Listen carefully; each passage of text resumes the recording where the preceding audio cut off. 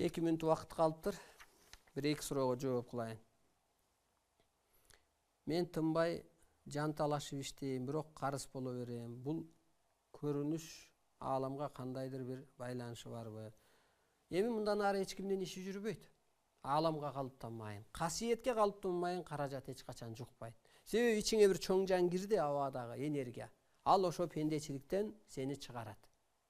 Бирөө эри менен ажырашат, бирөө үй бүлөсү менен ажырашат, бирөө ошол пендечилик жашоосу бүтпөйт, жашоодо оң болбойт. Ааламга калыптанган кезде мына менчик баягы пендечиликке менчиктештирбей, эгесине кызматын кылсаңыз, анан ошондон ишиңиз өзүнөн өзү жүрөт. Сиздин ар бир сөзүңүз маанилүү, сизге толук ишенем, бар болуңуз. Сиз деп гана жашап калдык. Ыраазымын.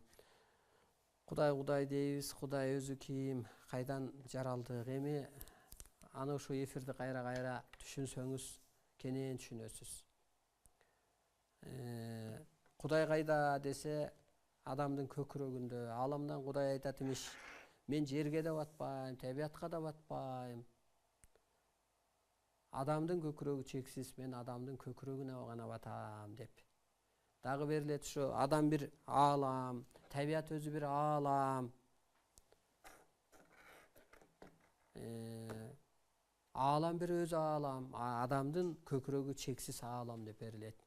Кудай деген эми ошо кут ой болсо сизде Кудай жайгашат деп түшүнсөк болот. Мына урматтуу улуу журтум, келиңиздер. Коркок болбой, намыстуу болуп, ушу тааныбызды мейли чындык үчүн өлүп кетсинчи.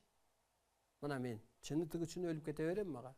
Мен жол көрсөтүп койсом, чыйыр салып койсом болду. Коркчу эчтеке жок. Коркуп үйдө жатып сасып деле өлөсүң. Кошомат кылып деле жүрүп өлөсүң. Предательдер аягында жаман өлөт го. Кинодо деле. Анысы кандай? Мына ошо түрк тилдүү элде айттык. Кечейин согушуп, бүгүнкү күнгө чейин намысы бар. Мына Эрдоган дас жерден одар бее баштады го. Ошо военныйлер одар бее жаштары. Абис болсо биздин военный милициялар коркок. Ой, дух болуш керек да ошолор. Ошолор чындыкты сүйлөш керек да, ошолор коргоп бериш керек да. Ага караганда энелерибиз,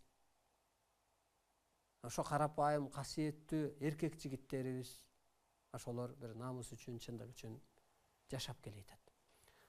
Урматтуу улуу журтум, бизге бөлүнгөн убакыт соңуна чыкты. Өткөндө ошол бир себептер болуп, 2 эфир болбой калды. Мындан ары мындай үзгүлтүк болбош керек.